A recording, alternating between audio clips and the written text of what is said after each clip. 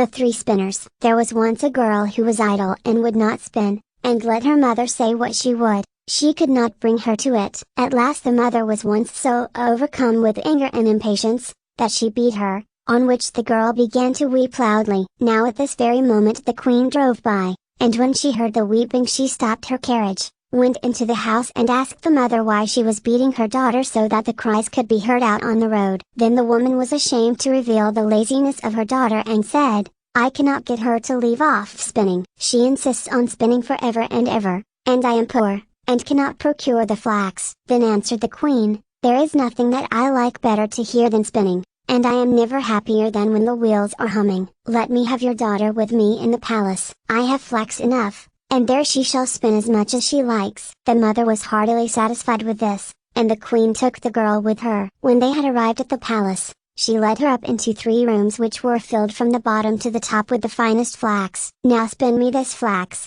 said she, "and when thou hast done it, thou shalt have my eldest son for a husband, even if thou art poor." "I care not for that, thy indefatigable industry is dowry enough." The girl was secretly terrified, for she could not have spun the flax, no, not if she had lived till she was 300 years old, and had sat at it every day from morning till night. When therefore she was alone, she began to weep, and sat thus for 3 days without moving a finger. On the 3rd day came the queen, and when she saw that nothing had been spun yet, she was surprised, but the girl excused herself by saying that she had not been able to begin because of her great distress at leaving her mother's house. The queen was satisfied with this, but said when she was going away, "Tomorrow thou must begin to work." When the girl was alone again, she did not know what to do, and in her distress went to the window. Then she saw 3 women coming towards her, the first of whom had a broad flat foot, the second had such a great underlip that it hung down over her chin, and the third had a bored thumb. They remained standing before the window,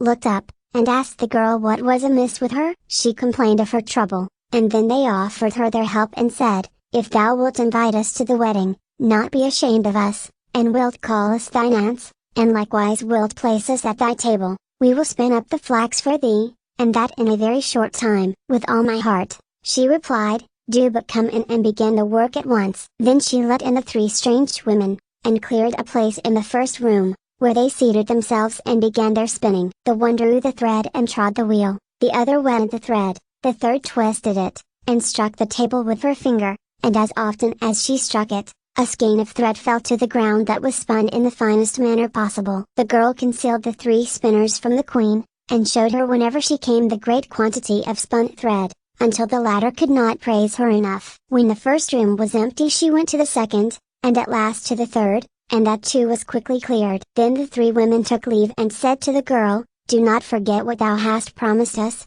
it will make thy fortune." When the maiden showed the queen the empty rooms, and the great heap of yarn, she gave orders for the wedding, and the bridegroom rejoiced that he was to have such a clever and industrious wife, and praised her mightily. "I have 3 aunts," said the girl, "and as they have been very kind to me, I should not like to forget them in my good fortune. Allow me to invite them to the wedding, and let them sit with us at table." The queen and the bridegroom said, "Why should we not allow that?" Therefore when the feast began, the 3 women entered in strange apparel, and the bride said, "Welcome, dear aunts." "Ah," said the bridegroom, "how comest thou by these odious friends?" Thereupon he went to the one with the broad flat foot, and said, "How do you come by such a broad foot?" "By treading," she answered, "by treading." Then the bridegroom went to the second, and said, "How do you come by your falling lip?" "By licking," she answered, "by licking." Then he asked the third, "How do you come by your broad thumb?" "By twisting the thread," she answered, "by twisting the thread." On this the king's son was alarmed and said, "Neither now nor ever shall my beautiful bride touch a spinning wheel." And thus she got rid of the hateful flax spinning.